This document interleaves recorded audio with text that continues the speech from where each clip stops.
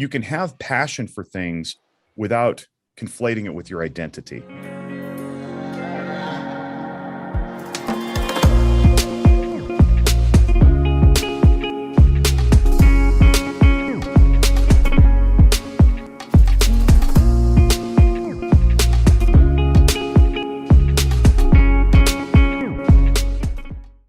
All right, we are back after one heck of a playoff game yesterday. We're going to dive into that one here shortly.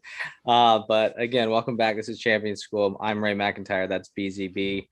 Before we ask you how you're doing, just want to let you guys all know we're diving right into a interview with Jake Wiskerchen, who is a national certified counselor.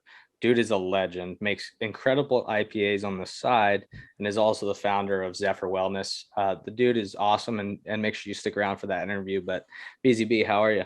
Doing well this morning, Ray. A tough weekend of football for the Byler household, man. There's 3 L's, three teams: Steelers, Cowboys, and Cardinals. We'll get to that later, but doing well, man. How are you doing? I'm great. As a closet Niners fan, the guy that doesn't really watch a ton of NFL football, to have put out in the world that the Cowboys might win the Super Bowl week after week after week in our offense, and to finally see that come to an end, feels good. Anyways, oh man. So for us, let's just dive right into it. Good news of the week.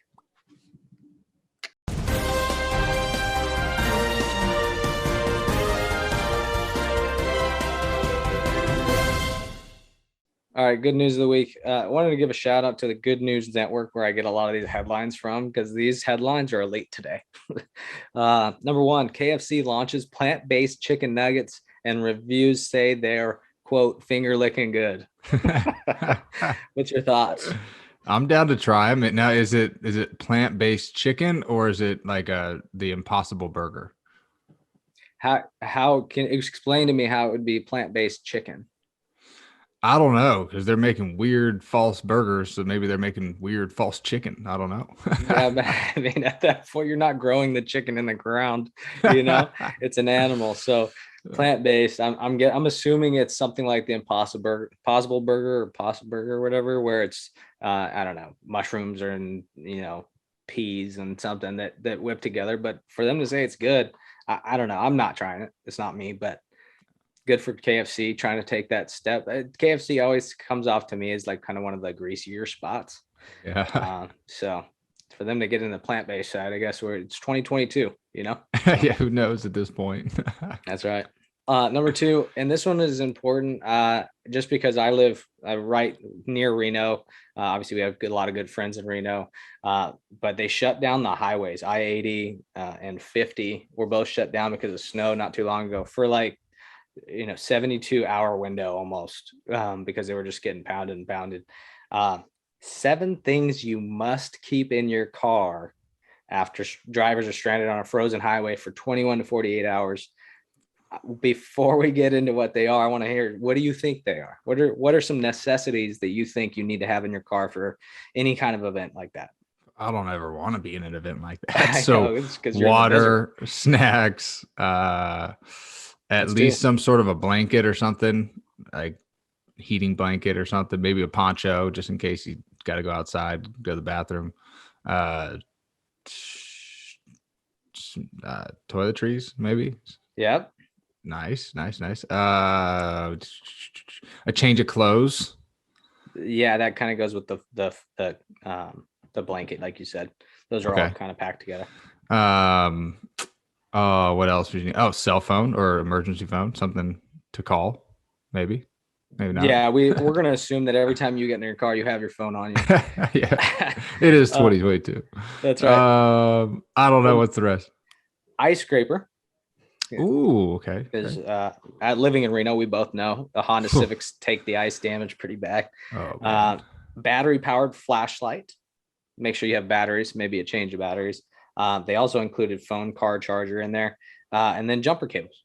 The last one is jumper cables. Jumper cables, good call. Yep. Got to give a shout out to my parents. Got me jumper cables for Christmas. My in-laws got me its own like battery jumper, so now I can just take my cables, plug it into the thing, and it jump starts without even needing another car there. Like, ooh, that's pretty legit. Wild. Yeah, that's big legit. time. And we're coming to the end of my civics lifespan here. We're at like 13 years old. So it's about time to start looking into a new one. But yeah, that's what I got. So make sure you carry those things with you at all times. Again, shout out to Good News Network for hooking us up with some great headlines this morning, right, and set through some stuff. So on to the next segment, favorite segment of mine, Chew on This, presented by Grinds.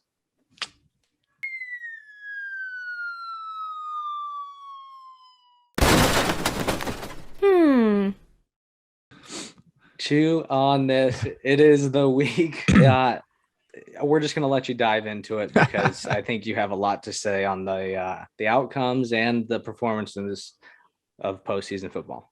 Yeah, there's a lot. And I think staying relevant with what we're watching. If you're a young athlete out there too, or a parent or coach of a young athlete, have them watch these games. I mean, whatever it is, it could be basketball, softball, tennis, it doesn't matter. Anything in the playoffs and competition wise is important for us to watch because we can learn a lot of good things from it. So some of the things that I've been learning from watching the playoffs this weekend, obviously I've got my Cowboys that was tough. We'll get to that one. The Cardinals, they sucked, and the Steelers got trashed. So it was a hard weekend over here for our family, but seeing some of the parallels from the teams that won versus the teams that didn't, the teams that looked prepared versus the teams that didn't were very, very obvious to me. And I think one of them was discipline, right? Discipline in a couple ways. Number one, discipline to stick with your approach and stick with your plan that you have created or the coaching staff has created. Number two, knowing your roles within that plan and knowing who the other people's roles too. Right. There was some miscommunication on some of the defenses and just in general, right? Offense and defense that caused big plays to happen against them. Different teams, right? Different teams. So watching that was really painful for some of the games that I was watching, but just knowing your role and knowing what everybody's supposed to be doing, that's just knowing the playbook, knowing your schemes, and it's pretty simple stuff, right? It's a mental error. That's the part that makes us so frustrated. The one with the Cowboys, right? We go back to discipline, 14 penalties, right? 14 penalties. You're not winning any games with 14 penalties. You talk about disciplined, right? Everybody wants to highlight the last play of the game where the ref got in the way and they messed up. They should have handed it to the ref. It's just the little things, right? You practice these things all the time, and now it's time to execute. And if you don't execute, it costs you games. So everybody wants to look at that play. That wasn't the reason why they lost, right? 14 penalties. And I think 3 to 5 of them gave the Niners a first down when they would have had a fourth down. Now, if you're extending drives like that, you're just giving really good, talented athletes and teams way too many opportunities to go out there and succeed. So when you limit some of those opportunities, it just maximizes your chances to win. So watching the playoffs, I think the whole theme to me this first weekend of wild card football was discipline in your actions, discipline in your game plan, discipline in your assignments, and discipline to not make stupid mental errors and let the game get too much of you. And then you can see some performance anxiety and nerves out of some of the guys, i.e. the Cardinals. I think it was embarrassing performance, but all that aside, right? I think you just gotta trust your guns, man. You gotta trust your playmakers. I don't know. It was tough. Chew on that. Yeah, no, I know. There's people putting out and typical Twitter trolls putting out pictures of Kyler Murray in A's uniforms again. Like, I don't know. It's tough. I think when you're putting it in baseball terms, and we talk about this with Jay a lot, is kind of where I got it from. I'm sure he'd had this going back to other coaches he'd had, but the freebie war, right?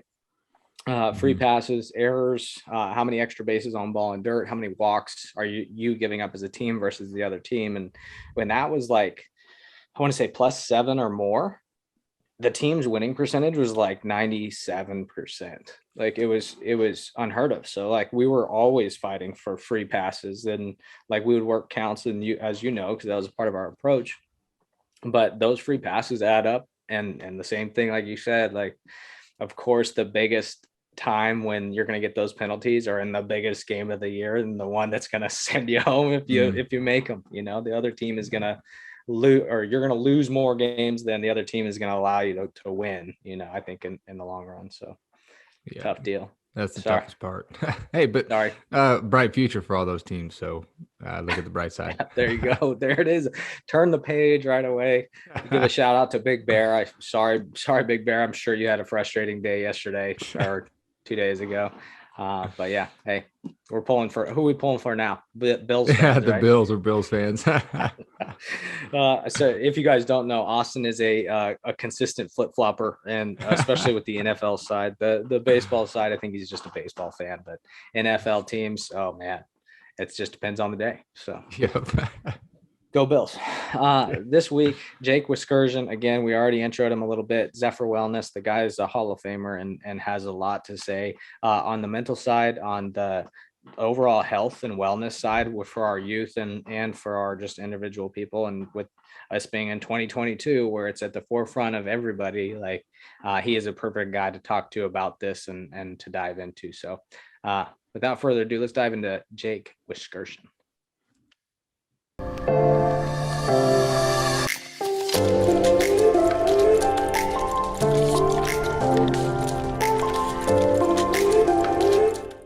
What's going on, everybody? Welcome back to another Champion School episode here. We got Jake Wiskerchen, founder of Zephyr Wellness and a part of the Walk the Talk America, which is really, really exciting. I'm pumped to get into that with him. But Jake, more importantly, a great friend, a great brew master at home up in Reno, Nevada, and an all-time baseball dude competing in the men's league out there. Jake, how are you doing today? I am awesome, gentlemen. Thank you for having me. I love being guests on other people's podcasts because it means that I, A, don't have to come up with the questions, and B, don't have to do the production. So thanks for having me. It is kind of nice, isn't it? You can just pop in, pop off, and just leave. You just leave. My favorite kind of work. It's my favorite kind of work. Like when we do work in schools. For those of you who don't know, I do work in mental health, and I run an outpatient counseling agency here in Northern Nevada. So when we do work in schools, oftentimes there's no paperwork, which is like the best thing ever. I just get to go in and do the job and then leave. It's like I get to talk to kids and make them feel better, and then we're out. Yeah, awesome. That is the life right there, man. But dive into that a little bit, Jake, with your work in the mental health. You've done a lot of amazing things. You've definitely steered me and Jared in the right direction throughout our paths here. And Jared connected us a while ago, and you really helped me just kind of get on the right path with what we were doing with Major League University. Explain to the audience really what your organization is all about, what you're doing in the mental health field. I know it's pretty diverse, and some of the things you're a part of. Yeah, so I'm involved in as many things as I have pitches, which is like more than I have fingers. So catchers have a really tough time calling pitches for me. But in all seriousness, so my main day job is that I own and operate an outpatient counseling agency called Zephyr Wellness. Look us up on zephyrwellness.org. We do talk therapy. So we bill insurance. We take take Medicaid. We don't turn anybody away because we host graduate students who are going through their practicum hours for school so they can become licensed. And that particular thing is probably the proudest thing I've done in my career, which is to shepherd new talent into the field. And it creates a little, pipeline of farm system bodies for us so that when they graduate and get licensed, we can hire them because we know how we trained them and they're awesome. But it's a benefit to the community because we don't have to say no based on insurance coverage or ability to pay. So I really enjoy the graduate student thing that we do. And, I kind of merving off of that, if you're familiar with like the MERV bombs from yesteryear, that like you drop one and then a whole bunch of other finger bombs come out. We involve ourselves in the community pretty heavily. We do a lot of, tabling events, and I participate on a bunch of boards and coalitions and committees and stuff. We have partnerships all over the area. For several years, we served as a mental health services provider for our local sexual and domestic violence shelter and agency. We partner with Head Start. We're in a couple of different school districts, and we're adding something called applied behavioral analysis therapy to our program here in the next few months. And so we try to get out of the shadows. When we founded several years ago, we've been around for almost 7 years now. We did it with the purposeful intent of not putting mental and behavioral health off to the side, kind of hiding off in the wings. We purposely wanted to be an active, vibrant, well-integrated small business in the community, and to bring hope and health to lots of people, and not just in the office setting. So part of that looks like doing YouTube videos. So Zephyr has a YouTube channel. It's got one guy on it. It's me, but we have a YouTube channel, and podcasts. Host a couple of podcasts. One is called Noggin Notes. Been doing that for almost 5 years, and the other is called Guns and Mental Health, and that's part of the organization you alluded to, which is Walk the Talk America, trying to bridge the gap between firearms ownership and mental wellness, which is two cultures that have often stood opposite each other, kind of across this self-imposed chasm where, tragedy happens with a firearm and one side blames the other side and then nothing happens.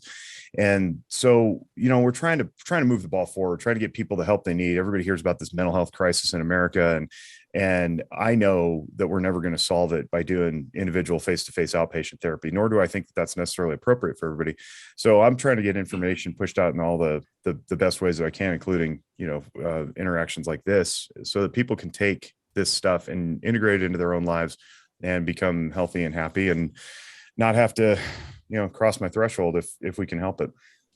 It's so good. And what you're doing is amazing, man. And so good for so many people. And you mentioned, I'm sure you've seen a wide range of people coming into your facility and some patients that you've seen and some things that you've dealt with and going into the schools too, seeing it differently. What are some of like the most obvious signs of somebody struggling with mental health? And what are some ways that we can approach people who we know are struggling with it, who might not be ready for it? Or is there a way if they're not ready for it? There is a way, and there is a very specific way to do it. There's a whole bunch of different methods. There's individual as human beings are, but the way you want to do it is you want to make it an invitation, not a command, if you will. So people respond a lot better to having their own liberty and autonomy respected, so that they can choose for themselves. Our problem is, as the observers of the person in misery, is that we have to be patient enough to tolerate watching them go through the process whereby they eventually figure it out and then take their steps forward to help in healing. And sometimes that takes a while. And so we have to be able to watch them in that distress while they're figuring it out.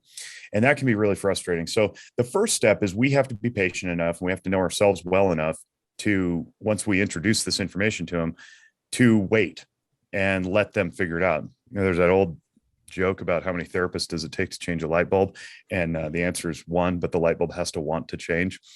But the adage stands true. If you don't have an internal desire or an internal awareness, nothing's going to change. So what you're asking is, how do we bring them to the awareness that something might be wrong?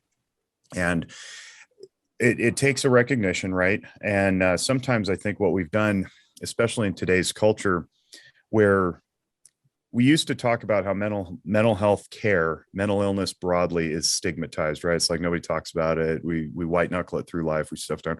All right. And then we started pushing toward destigmatizing mental health care. And I think what happened with the advent of social media in the last couple of years, specifically throughout the pandemic and the lockdowns and all that stuff, is the pendulum started to swing, and it swung way too far. So now it's not that mental illness is stigmatized anymore. It's that it's become overpopularized. And now we've got natural responses to environment being what we would call in my field pathologized, meaning we've labeled them as bad, unhelpful, negative, and somehow aberrant to normal life. And that's like, if a 9-year-old loses his aunt to COVID, and he bursts into tears and withdraws for a few days and doesn't want to eat and doesn't want to play with the dog, like, that's called normal life. Like, that's you're supposed to do that. That's called sadness and grief and loss. But what we've done now is we've over pathologized that to say, get the kid into therapy. It's like, no, you need to wait a few weeks, like several weeks. So part of this is recognizing what is and is not actually mental illness versus life, right? So I want to caution everybody against over pathologizing normal responses to environmental stuff. But when you see this, let's say that you see a kid who's really struggling, grades have declined over an entire semester, right? Many weeks. They lost interest or pleasure in one or more of their favorite activities. They don't want to engage. Weight loss or weight gain sometimes that's not intentional. Because sometimes you get somebody playing sports and they want to cut weight for wrestling or something, or they want to gain weight for football. That's fine. They're doing it purposely, right? We're talking about kids who don't do this on purpose. And you pull it all together and you go, yeah, you know what? Johnny's really struggling. We don't know why, because we're his parents and we're off in our own world. We're working our jobs. We're all glued to our devices. But we notice this thing, like Johnny's suddenly slipping into the shadows here. You got to bring it to Johnny's attention. You sit him down and you got to be very purposeful and say, hey, look, we've noticed a change. What's up? and you just leave it at that. You just state your observation. So, it's a very long-winded way of answering your question. You asked, how do we bring this to people's attention? You make an observation and you say, I've noticed this change from you. And hopefully you've got rapport enough with that person that they detect that you're not condemning them. You're not chastising them. You're not, beating them about the head and shoulders with it. You're not shaming them. You're actually coming from a place of love and compassion to the point that they go, you know what? Thank God somebody finally asked. Yeah, it's because fill in the blank with your reason, right? I'm being bullied. A girl broke my heart. Kids on the team don't like me, whatever it is. And then you have to make it an invitation. Hey, Johnny, what can we do about this? And hopefully, again, you have the rapport. Maybe it's not the parents, maybe it's the school counselor, maybe it's the coach, where you've created enough of a trusting relationship that Johnny will tell you. Because the worst thing in the world is Johnny doesn't tell you. He goes, no, everything's fine. Everything's fine. You're like, you shake the magic 8 ball. And it's like all signs point to no. Like we know you're struggling. But teenagers sometimes, especially, they put their fingers in their ears and they're like, no, I'm not going to hear it. I'm going to internalize. And then we have to sit back and watch and just watch very, very carefully, make sure that nothing else is, seriously going wrong. Like, passive ideating threats to self or others. That would be bad. Right. But if Johnny is just like lost interest in football because, the kids don't like him and, the team is bullying him or whatever, it's like, well, but he picked up guitar, right? And he's really into guitar now and he's writing songs. I don't know that that's pathological. That might be just called a life transition. So we want to be very careful about not, jumping to conclusions and hitting the panic button, because that can send a message that Johnny's not well. And then Johnny goes, what am I sick? Is there something wrong with me? And that can open up a whole bag of other problems that we don't need. So it's a long answer to a very generic question. And it's hard because the presentations are so varied that it's hard to hit a specific answer to say, well, do this every time. Because there really isn't one. Although I will recommend, there's a book by a guy we all know, Christian Conte, Conte is how you spell the last name. And it's called Walking Through Anger. And it's a little less about anger itself and more about his life's work in something he calls yield theory. And what it is a way of interacting with people such that you can connect and communicate much more effectively. So if you're interested in learning how to do this yield theory stuff, and especially with children, but also with your spouses and your employees and your coworkers, pick up Walking Through Anger by Conte. And it's a very easy read. It's really good. It's very fascinating. It's very practical, and you can use some of that stuff.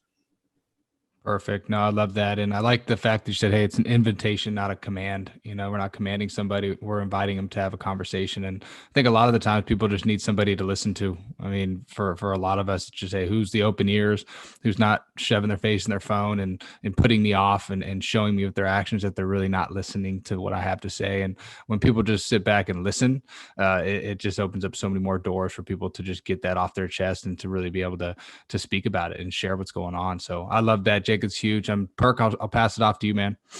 Yeah. So something I kind of want to dive into is kind of the intersection of mental health and athletics as well. Because I hear from a lot of coaches, especially like in individual sports like swimming, when their athletes are in like a moment of crisis or have a time of crisis, the first person they're coming to is the coach. And the coach doesn't really know how to respond or how to address the situation that they're going through because they're not trained in it and things like that. And so I guess my one question is how can we help assist coaches like that in those times of crisis that their athletes are going through? Because they develop those relationships of trust with those athletes. And that's why the athletes feel comfortable going to them. So I hear you. I mean, it's going to sound like a commercial for Dr. Chris Conte, but in yield theory, there's 3 basic components, and it's listen, validate, explore options. And you have to do them in that order because, and you guys can watch my YouTube videos on emotional functioning to learn more about this, but in the brain, the 2 areas that I tend to focus on the most are thinking, which is in the frontal lobe, and then feeling, which is kind of in the middle rear part of the brain, your limbic system.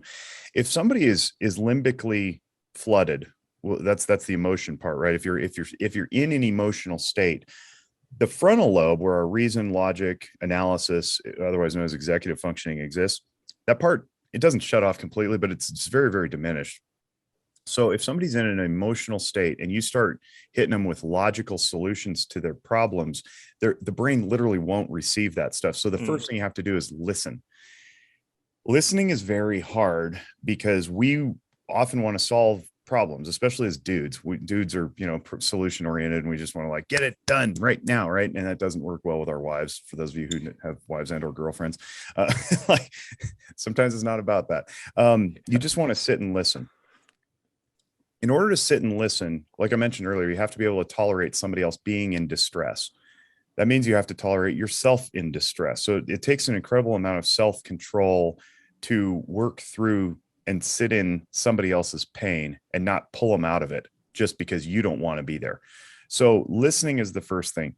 Then we got to do something called validation. Validation does not mean condoning, especially if it's like a bad behavior or something. Like if somebody screwed up, drink over the weekend, smoke some weed they weren't supposed to, crashed a car. It's not saying it's okay what you did. It's saying, I hear you. I understand you're in pain, right? We're validating the emotion of what they're feeling. And you don't have to be an emotional functioning expert to do that. You can just be like, man, that sucks. That sucks goes a long way. Because what it says to the person who's in that distress, it goes, okay, I'm being heard. Okay, he gets me, right? Even if you're like, I have no idea what's going on. You're like, man, that sounds awful. That sounds horrible. That sucks. Boy, it sure seems like you're upset right now. You can be generic. And eventually what happens is that limbic system drains and you don't have the emotional reactivity anymore. They're not stuck in emotion. And then the third part, explore options. You say, what do we want to do about this? Now that you're calm, but don't tell people to calm down, by the way, that doesn't work. You just need to calm down.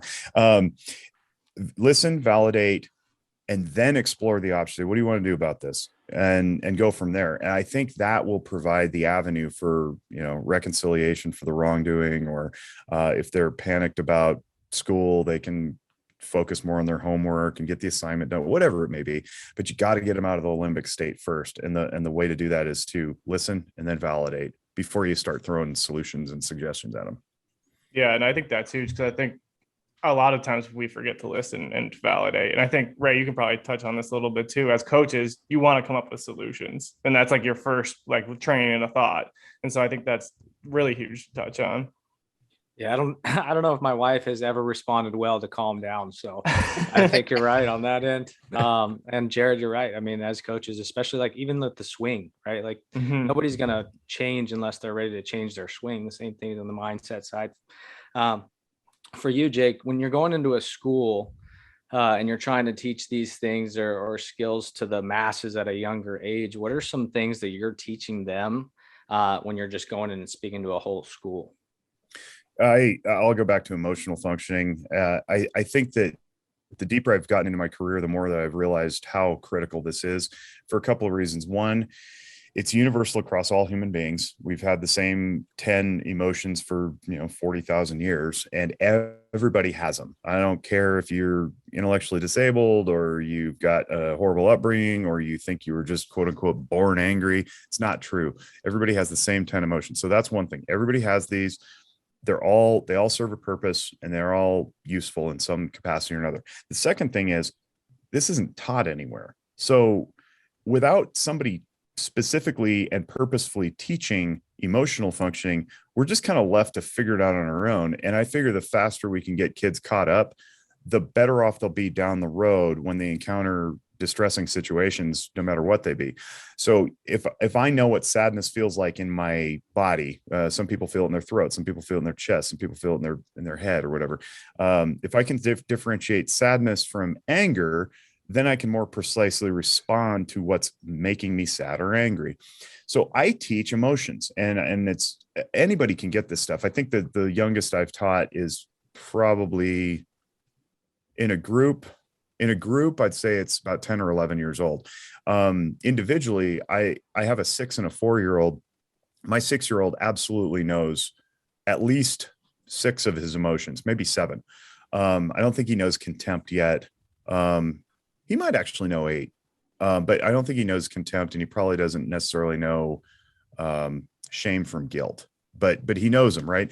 And so if I can do that at 6 with my kid, I think anybody's capable of learning this stuff. And I think the sweet spot probably is somewhere between 12 and 15, because between middle school and early high school is where you're going through all your hormonal changes, and the content is so rich that I can point to virtually anything and be like, all right, identify what you're feeling there, and behind me I've got 10 emotions listed, and they look at the board and they're like, shame. It's great. And then we can work through it and say, what is this shame telling you? Well, it tells me to go make an apology. Okay, that's guilt. And what happens there? So for me, when I teach the stuff, I teach that, and I teach this to my patients too whenever they come in the office. And the reason I do that is because teaching somebody builds credibility. If you can offer them something that they didn't know before or they didn't possess, and it can be useful, they want to come back. And I know you guys know this in working with youth. I mean, when you teach them something that works, they're like, oh man, I want to stick with this dude because he helped me, right?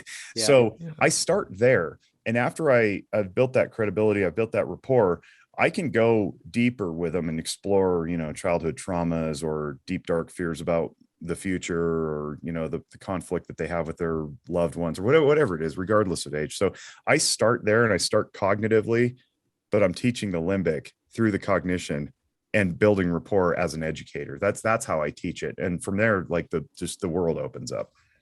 You're right. Because when I'm teaching the new swing to a new kid, the first thing I'm doing, I'm sitting down and doing launch position that works with everybody. And they're like, oh man, this guy really knows what he's talking about. Right. So do you find that when you're teaching these things, the more informed that individual is on their own emotions, the easier they're able to hit pause in that mindfulness set and just take a step back from what they're doing? Sometimes, broadly, I would say yes. But what happens, I've found, is that people incorrectly label things. So parents, if you're listening to this, be very, very careful about how you label things for your kids. Make sure you're doing it accurately. So if a kid comes to you and is like, wow, I'm upset that my brother, took my toy or whatever, you go, you're not sad about that. You're just hungry. It's like, well, now he might actually be sad because his brother took his toy, but internally it's like, well, coming up on dinner time, they're a little cranky and, grouchy. Don't inappropriately label the emotional feeling as a physiological feeling, because then if you do that enough over time and you're inappropriate, and I see this in like chronically abused children, I'm not saying everybody does this, but when you do that enough, they grow up and go, oh, I'm sad, it must be time to eat. It's like, no, we don't want to do that. Yeah. It's what we want to do is say, I understand that you're disappointed. I'll use my own kids as an example. Elijah apologized to Ethan. Now go wash your hands and we're going to eat, right? Separate the two. Don't inappropriately label things.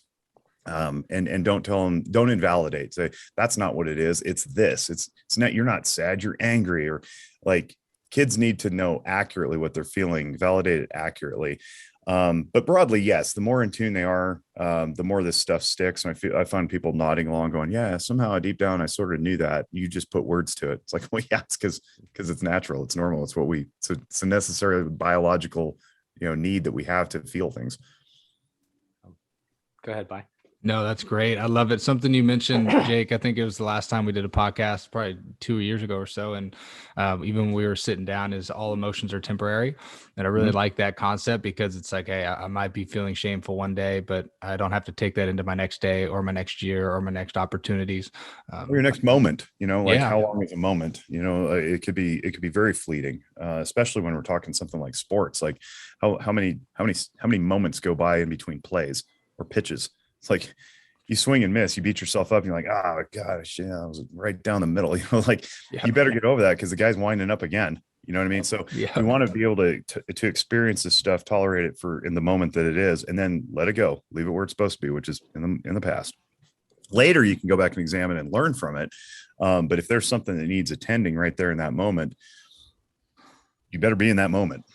Yes, no doubt about it. And then kind of lead into my question here with the sports aspect, obviously with us baseball majority, but in any sport, I think it's something that we can all take into it. And when we did our leadership retreat, you came up and were so gracious to present on all of this stuff to our guys, and they loved it. They were taking notes. I saw the notebooks. It was awesome.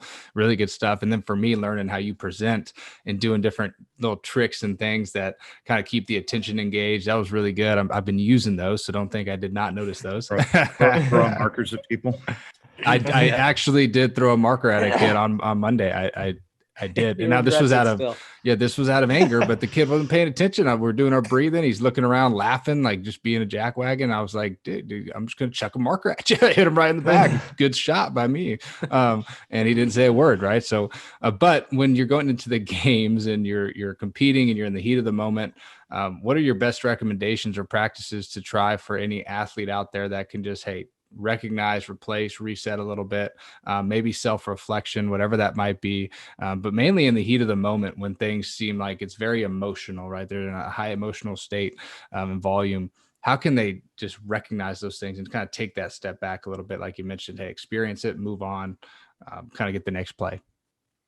It's a tough answer because there's so many options, whether it's a close game ticking down to the end and a basketball, or who's going to get the ball for the shot, or it's a pressure situation in a slow moving sport like baseball, or football or volleyball, even where there's like one ball, it's kind of moving one direction, but there's a bunch of other people who also have to do their jobs and you got to rely on them. It's tough. I did track and field in high school. So pressure situations like throwing discus when the mark you need to hit, and you have to relax and trust your training instead of trying to muscle the thing, which never works. So it depends on the situation, but I think for me, and it took me many years to figure this out because I was kind of a hothead, at least internally, if not externally, and I didn't focus, and it definitely jeopardized my performance. I think that for me, trying to figure out what everybody else is doing, right? And it pulls what it does now in retrospect. It pulls me from limbic into logic. So if I'm nervous or I'm exhilarated, right? Maybe I want that last shot, but I need to calm down and so I'm not tripping over my shoelaces. What I do is I try to pay attention to everything. I try to know everything that's going on the court or on the field. Like, what's that person doing? What's the defense look like? Where are the linebackers? Whatever it is. And it pulls me into analysis mode. So I'm not in limbic. I'm not given over to the excitement or the fear or whatever is going on.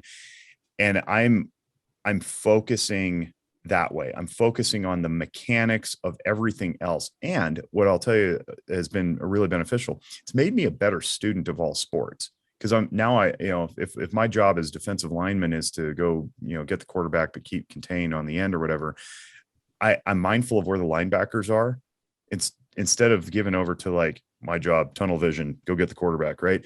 If I know the linebacker is coming into A gap, for example, I want to give him enough room by pulling my tackle so that he can get into A gap instead of oh no, I know this guy's right-handed. I can go in and, do a quick jab step and get around him, but I just clogged the hole for my linebacker. And then, somebody bounces around the outside. I forgot to keep contained because I got selfish, right? So the way to do that, I think, is to consider everybody else on the field. And so it makes you a better student of the game, makes you self-aware, it focuses you in the moment, and it pulls you from limbic into logic. That's what I would recommend, is know your position really well, but know everybody else's super well too. I really like that. And that's something that I think is, I don't know how much it's been taught, but we almost forget about it because there is a lot of that terminology of know your role, own your role, stick with your role, do what you do, instead of, hey, let's just be mindful and aware of where everybody else is on the field or on the court or whatever it is that we're playing, and other people's roles and responsibilities when they're going through whatever it is. Yeah, and I would take that into the workspace too, because I was always curious as a kid growing up, my part-time jobs, and then as a young adult, I wanted to know everything about the retail store or the restaurant or the bank or wherever I was working. And so it fed my curiosity. I think there's a real practical application to that, where yes, you want to stay in your lane. Yes, you want to play your role and not have mission creep into somebody else's. But simultaneously, I think it makes you better at your job if you know what everybody else's role is, right? So it's not to invite doing everything. It's to invite knowing as much as possible so you can do what you do the best. And also not waste energy worrying about whether or not the shelf is going to get stocked on aisle B when your job is aisle A. You're like, I know Tony is doing aisle B, right? I don't have to worry about aisle B because I know Tony's doing it. But if I don't know that Tony's over there and I haven't asked my boss, I could be sitting there doing aisle A, stocking beans or whatever. I'm like, I'm never going to make it to aisle B.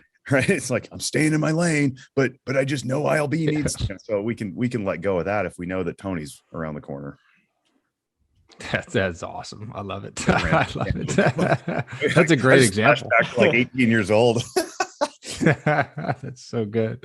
I'm going to ask my last one. I'll kick it off to you, Perk. But for anyone out there listening, whether it's adult, child, athlete, non-athlete, parent, whoever it might be, what are some tools that they can practice daily that can help them just become more aware, maybe more mindful, maybe calmer, whatever it might be in their life, but just to start practicing some of these things, I guess mental health practices that we can just take inventory of now, and take action on. If you tuned in to hear some cool buzzwords, this isn't it. So I've become, I'm going to give some backstory to my answer. I've become acutely aware of how ungrounded people are these days. The last 2 years have been awful for introducing distractions that don't take us anywhere.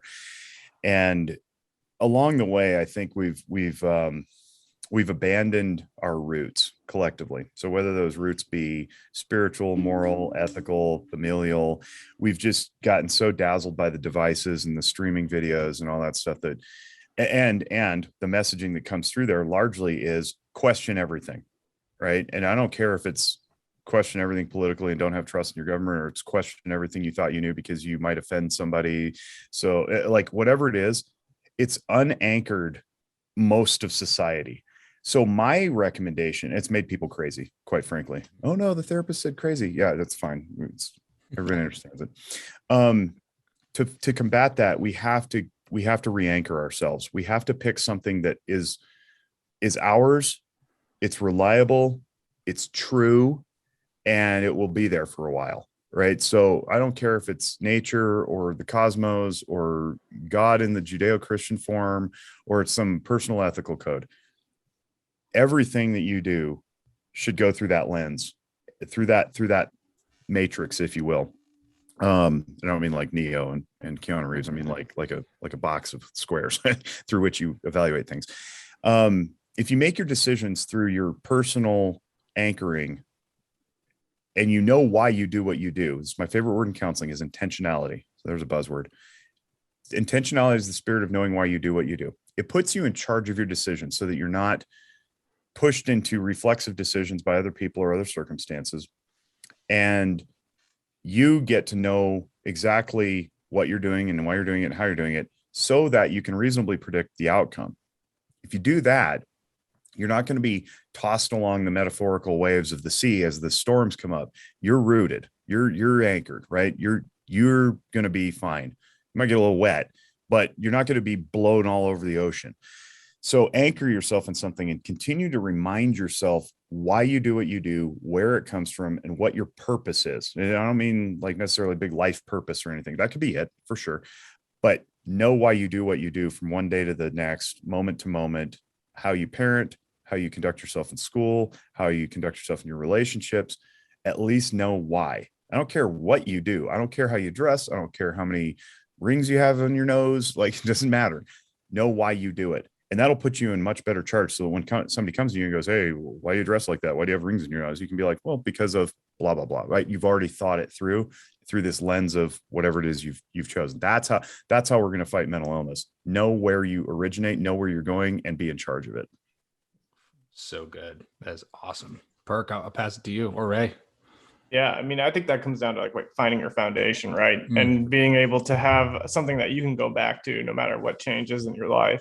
That's something I kind of wanted to pivot to a little bit as well. And Austin, we've talked about this with Zach on one of the podcasts that we had, and how athletes can, and humans in general, can lose their self in what they do. So like Zach talked about, when he would have a bad game, his entire day would be terrible. If he had a good game, he was having a great day. So what are some tools that we can do to separate our performance or what we do at work from like us as individuals? A couple things. So one is variety. If you have lots of things to do, you're not going to be so confused as to, launch yourself into one thing and become monolithic. I could say more about that. It's fascinating to me, the depth of a human being, but that's not necessarily the purpose of this. So variety is good. I think we should all have lots of things that we do lots of the time. I do lots of things. I've been doing lots of things since I was like 11. And it sometimes sounds cartoonish when I start listing off all the things that I do. So people are like, do you ever sleep? It's like, well, yeah, I do. After I drink some homebrews. No, but, they're really good too. They are. Yeah, they're really good. Yeah. Thank you, boys. So variety helps to keep you from becoming tunnel visioned and monolithic. The other thing is we want to watch our language, and I don't mean like swear words. I mean, when in English we have basically one form of the verb to be, and to be in English comes out as I am, right? I am, whatever I am. It sounds very permanent. In many other languages, they have two versions. One is permanent, and one is temporary. And you know this based on which verb you use. So in Spanish, the ser version of to be is the permanent one, like, soy hombre, I'm a man. That's not going to change. And then there's the estar version. Yo estoy enfermo. I'm sick, right? Meaning I won't be sick at some point. So it's temporary.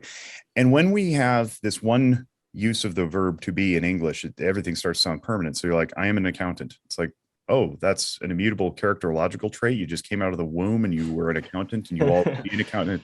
And so when we start to say this, what it tells our brain is that's all of who I am, meaning we're limited, we're boxed in, can't be anything else, and it can't ever change. So that's really problematic when Bob, the accountant, needs to head into retirement. And he's like, I don't know who I am without my accountant practice. It's like, well, Bob, you also raise some children. You're married to a woman. You bowl on the weekends. You golf on the weekdays. Like, you are lots of things, Bob.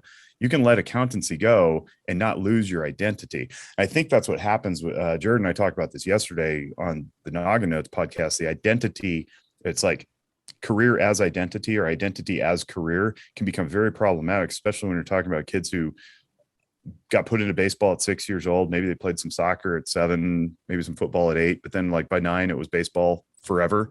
And now they're 30. And it's like, I don't know who I am without baseball. Like, I totally get that. So to combat that, variety, but also stop saying I am a baseball player. Stop saying I am a whatever your job is. I do is a great way of doing it. Like, I do homebrewing, I do therapy. I mean, I guess I could always say that I'm a counselor, because I don't know if that's ever going to end. It's kind of who I am, whether or not I'm making money off of it, right? But like, I do podcasting. If I said I am a podcaster and then podcasting end, I'd sit there and scratch my head and like, what am I without my podcast? So we don't want to be anchored to our things that we do that are temporary. And here, to Byler's point earlier, emotional functioning is temporary. Well, all things in life are also temporary. And that's not to spook anybody and raise anxiety. That's to invite really embracing with a grateful heart the precious nature of things that we have. They're not mine to keep. I don't want my family to suddenly die in a fiery automobile accident. But if they do, it doesn't affect who I am at my core, right? I didn't come into this world with my wife and kids. I probably won't leave with them either. So what I want to do is I want to hold very preciously my wife and kids and the automobile that got consumed in the fire, right? I don't want to identify myself with my truck. So that I can feel very, very, very sad. I can feel that loss. I can feel that grief and move forward and do something else afterward, pick myself up, reinvent myself, whatever it may be. But in the meantime, boy, I'm going to love the crap out of them. I'm going to bend over backwards. I'm going to sacrifice lots. I'm going to commit myself. So you can have passion for things without conflating it with your identity. You can hold loosely to these things. And for those who are, believers in higher power, I wear my spirituality on my sleeve. I follow Jesus. God works in seasons, right? He comes in, he does things, and you appreciate them. And then there's another season, and you got to let that thing go, even though it worked for you for a long time. And just brought this up yesterday too. It's like baseball, my whole life. Played baseball my whole life. And I finally hung up my spikes. You guys, Byler, you'd be proud of me. Finally hung up my spikes this year. I'm done being sore for 6 days after playing 3 innings on Sunday. Yeah. But you know what I'm going to keep doing? I'm going to keep coaching my children. So it's like it shifts and morphs, and I have to be comfortable letting that go, so that I don't get stuck in like, who am I without Sunday baseball? It's like, well, you could be lots of things. go camping, like, so holding loosely, but still being passionate is very important.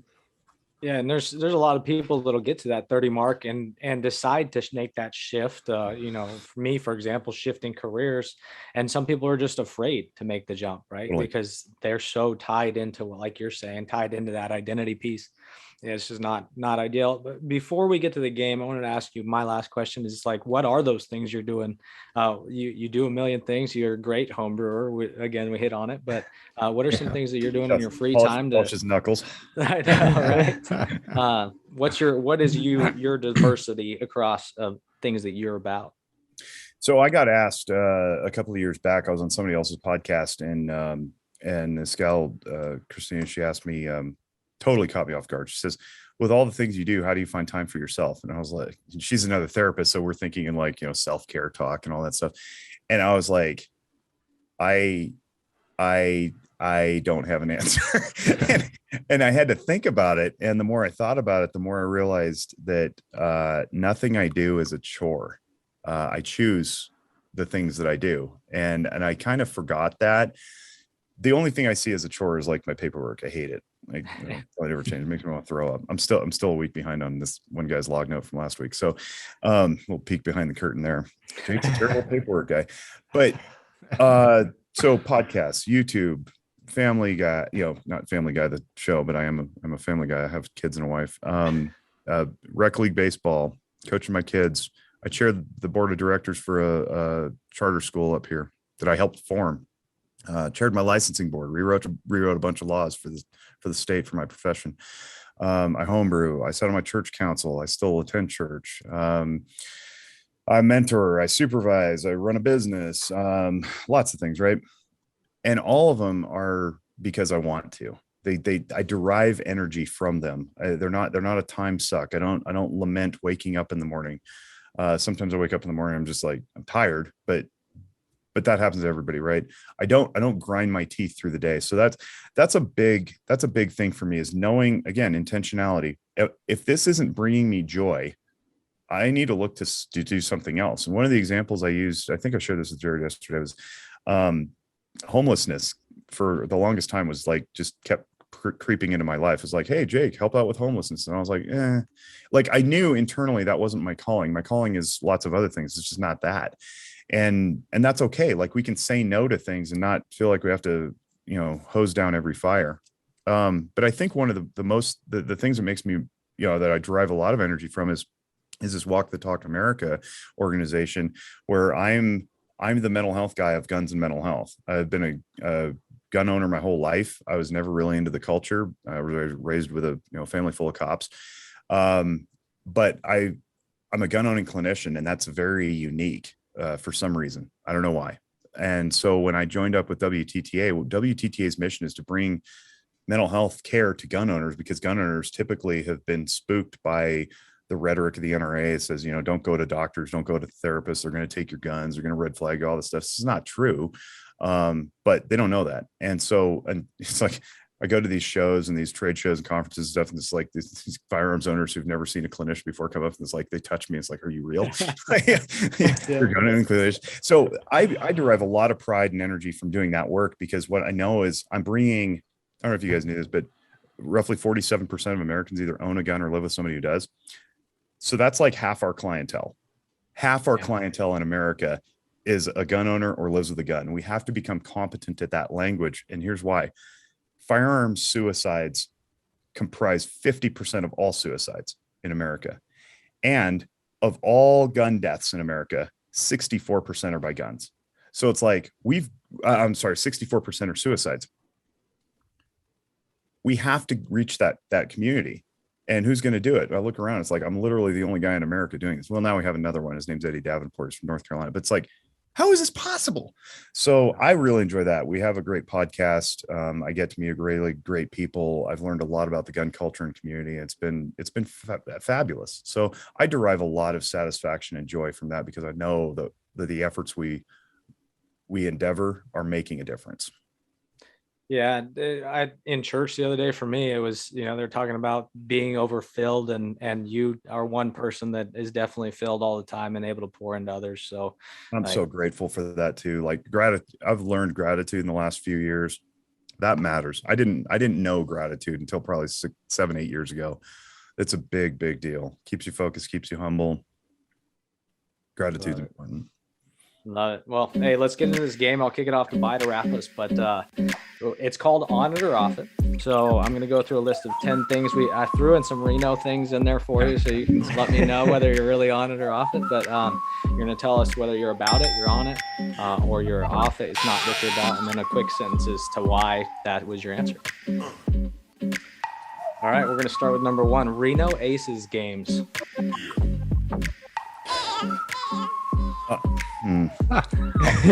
On the spot right away. Sorry. I would like to be more on it. We'll put it that way. I was at the very first game ever in Reno in Aces Stadium back in 2009. I actually worked for the Reno Aces at their mall kiosk in 2008. Really? With a graduate degree, selling shirts and hats for $10 an hour. So I'm way into the Aces. I've been off it because I have small kids and it's hard to keep their attention that long. But now they're into baseball. I'm on it. There it is, and it's freezing cold at those games. So be careful. This one's from By. The Cowboys winning the Super Bowl this year. Off it. Come on, Jake. No shot. Meditation. Strange answer. On it, but not the way you probably think. People think meditation is setting aside some quiet time and closing your eyes and maybe sitting in a cross-legged position or whatever, and it can look like that for sure. My meditation actually is constant dialogue with self and God throughout the day, and it doesn't look like anything. I don't set aside my time. I don't take a Sabbath. But because I focus more on flow, and this is like a Carl Jung concept. I focus more on flow. That is my meditation. It's a constant feedback of what's going on. So I try to be as in the moment as possible. Sometimes probably too far because I forget about things like planning for my anniversary. Yeah, that's my meditation. That's my version of meditation. On it. No, that's perfect. IPAs. On it. Of course. Star Wars. On it. Yeah, big Star Wars guy. I wish I had more time. I really want to watch The Mandalorian. I've heard great things. I've seen all the Star Wars movies. I can quote most of them, except for the new ones because I haven't seen them enough. But yeah, definitely into Star Wars. You've seen which one's your favorite? Dating back. Probably Return of the Jedi because it channels my inner child, and the worlds that they go from Tatooine to Endor to like they go all over the place. Empire Strikes Back was good, but it's a little dark. I mean, it's Act 2. Act 2 is always the dark one. Yeah, Jedi. I love it. And Luke gets his green lightsaber there. That's the cool one too. So sick. Yeah. I've been crushing Star Wars in the last couple months, so just checking it out. Golfing. I'm going to start being on it. I love golf. Don't get me wrong. I love golf. I just don't. I haven't taken the time. I had some back issues the last couple of years. Also led to my baseball demise. But I got a set of brand new clubs and a brand new driver for my birthday, which was July 8th. I have yet to swing them. Oh man. I know. But next week we're going on a family vacation in Mexico, paid for by my parents. Thank you, Mom and Dad. And it is a golfing vacation, and so I will get to try out my clubs for the first time in Mexico. That's awesome. Interestingly, the last time I golfed was also in Mexico last June. You live a good life. Golfing twice a year. I have a great life. Reno balloon races. On it. I love the balloon races. I enjoy the couple days leading up when you can see them doing their test runs in the morning when you're driving to work. Kids love it. I don't particularly enjoy going down into the crowd. I prefer to be up in the neighborhoods, but on it. Anybody that hasn't been needs to go. It's one of the coolest events. They'd be flying all over our field during the day. So cool. Playing poker. On it. Yeah. Not as much as I used to. I used to be way into poker. Now I have a family, so I can't do as much. But I love poker. We got to get a Reno night together with all the boys. Yes, we do. The Reno rodeo. Off it. Just because it's become kind of a zoo in recent years. I used to love it, but it's just, I don't know, crowds. It's fun, and we'll take the kids at some point, but off it for now. Yeah, crazy crowd. Last one we got, and I haven't seen a lot of their games, so I don't know how they're doing, but the Nevada basketball team making the NCAA tournament this year. Way off. I watched the Boise game last night, and oh my gosh, they can't move the ball. They don't box out. They can't play defense. They shoot ill-advised shots. It was a disaster. We've had those years, even when we were there as players. It was just a bad year. I don't know if that's where it's going to be this year, but I don't see them making the tournament either. Well, great job.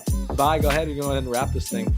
Yeah, Jake, we appreciate you, man. That was a solid on it or off it right there too. But we definitely appreciate your time, man, and all of your expertise and wisdom. It means a lot to us and our viewers, and we're excited to share this with our crew. And as always, we can't wait to be back in Reno trying out the new home brews from Jake and seeing what else you got whipping up there at the house. I'm really curious how that Falcon's doing that flew into the window when we were up there the last time. Remember that? Dude, wild. That was insane. Word around the campfire is the Falcon is fine. The Falcon has survived. But we appreciate you. A bit of a concussion. Yeah, geez. Send him off with an IPA. He'll be okay. I used Falconer's Flight hops in that IPA. Oh, there you go. But we appreciate you, Jake, man. Thanks for your time. Keep doing amazing things, man. Spreading the good word with everything you're a part of, and making a massive difference in our world. So we appreciate you, man. Thank you. You guys too. It's been great. I love it. You are making a difference also. I love what you're doing for the kids, and you're a positive voice to carry, kids forward into highly productive, well-rounded lives. So thanks for what you do too. All right, Jake, thank you so much for coming on. First of all, Hall of Famer. We've been able to spend some time with you on our free time, which was amazing. Really looking forward to getting out there and seeing you again in Reno again soon. But what did you think about the interview with Jake? Yeah, Jake, he's incredible, man. He wears so many hats and does so many different things, making a really big impact in his community and now worldwide with Walk the Talk America. A lot of really good things that he dove into there in this session. But I think that the biggest piece is knowing who you are, asking for help, not being afraid to do that, and that everybody's a little different. I think all case studies are a little different, and just evaluating people from that aspect of, especially in his field, right? I'm sure he gets just all across the board of different things that people are struggling with. And the biggest thing is there's help there. There's a lot of need, right, for the help. And then for him and his team and facility, I love how he likes to foster leaders. He mentioned something about, hey, the best part is seeing people come in here as an intern or someone just helping out, and then they stay here long-term or go create their own practice or do something. And he sends leaders, right? He sends leaders off better than they've came in. So that was really cool to hear, and just an awesome guy, man. His IPAs are so good. His family's great, makes great food. Oh man, great house too. Just awesome overall, dude. Yeah, he said something in that interview that I thought was really key, and he was talking about people ask him how do you have time for all this stuff, right? Like you have 7 different things you're doing. He's like, well, I mean, that's my free time. Like that's my free time. That's what I like doing. That's what I spend my time doing, and it fills me up. So like, it doesn't really feel like I'm busy, like, yeah, I'm moving from thing to thing, but those are parts of me that I enjoy, and it fills me up, just doing it. So, branch out, do different things. Don't worry about trying to have a work-life balance, because there's no such thing. It's like, how much are you willing to put into something you love doing versus this thing you love doing? Like everything's a trade-off, whether you're doing a job that you hate, right, just to make the money to do things you love, like it's up to you, it's your call. But I think that at the end of the day, if you're spreading yourself out and using your time to what you want to do, like you're winning right there. So last note, I started watching Ted Lasso. Finally, I found out I had been paying for Apple TV Plus for the last few months without knowing it. So, I might as well jump into it. Very good. Highly encourage you guys to watch it. There's so many good one-liners. One that sticks out to me is, it's a lot like riding a horse when you're doing something for the first time. And if you're doing it and you feel nice and comfy, you're probably not doing it right anyway. So as my wife that rides horses, like that stood out, but you've seen it, right? You've seen some of Ted Lasso. Yeah, most of season 1. I think most of season 1. I actually threw it back on like 2 days ago to watch an episode. Dude, it's such a positive awesome. show. I know, it's so good, and everything's stacked against the dude too. And it's like, hey, he just handles each situation as it comes, and it's just a great teacher for how we should treat people. 1,000%. And like you say, kill them with kindness. Like, yeah, we always envision someone like he does his boss. Well, I guess he doesn't because he's just such a positive dude. But I see people the first time I meet him as like his boss, who's just intimidating and like standoffish a little bit. But that guy walks in and like is the most positive dude with everything possible. And like at this certain point, it just turns his boss into like, it's hard not to like this guy, right? You know, so stay positive, go out, keep doing good things in your communities. And we can't thank you all enough for hanging with us and watching us. If you want to support us on the Project Sandlot side, again, we're growing. This thing is going, we're over 250, sold 252, I think today. We're at $20,000 total dollars raised for youth sports. And a lot of that's going into things that we're going to be using for MLU, Project Sandlot Fund, all the same, right? We're just trying to impact youth and communities. So check that out, projectsandlot.com, projectsandlotmint.com. If you're trying to go direct, then we can help you with anything that you need there. Other than that, we hope you guys have a blessed week, and we will see you soon.